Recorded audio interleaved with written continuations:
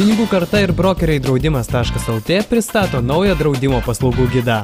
Skaitykite, lyginkite, sekite, domėkitės, kas vyksta su jūsų pinigais. Skaičiuosime kartu, taupysite jūs.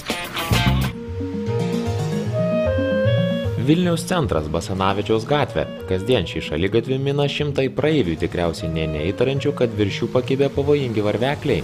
Neretai žmonės mano, kad numušti varveklius, kaip ir pavyzdžiui valyti apsnigtas gatves, turi komunalininkai. Pasipiktinę žmonės atakuoja skambučiai savivaldybės. Tačiau varveklius nuo pastogių privalo nudaužyti pastatus administruojančios įmonės arba namų bendrijos. Tai jau savivaldybė, kiek prisimenu, jau galbūt kokį 4-5 kartą viešai per spaudą, per televiziją ir taip pat konkrečiai su administratoriams yra išsiųsti laiškai. Buvo prieš naujus metus organizuotas pasitarimas būtent šito klausimu, tai tos informacijos administratoriam pakanka. Reikia šiandienai tik tai susiplanuoti tuos darbus, galbūt atskirais atvejais pasitelkti ir pagalbą gyventojus, paprašyti, kad išvalytų automobilių stovėjimo aikšteles, kur yra sudėtinga privažiuoti prie pastatų. Na, turėtų būti toks organizacinis darbas bendrai, pašalinti šitą visą esamą problemą. Už netinkamą pastatų priežiūrą gresia administracinė atsakomybė.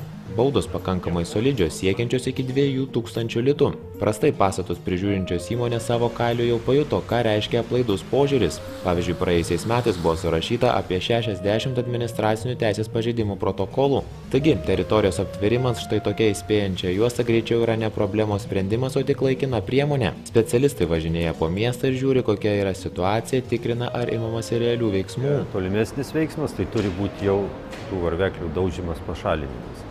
Nes vien tvorom ar kažkokiam signaliniam juostom aptvert tam tikrą pavojingą zoną, tai nėra vėlgi sprendimas.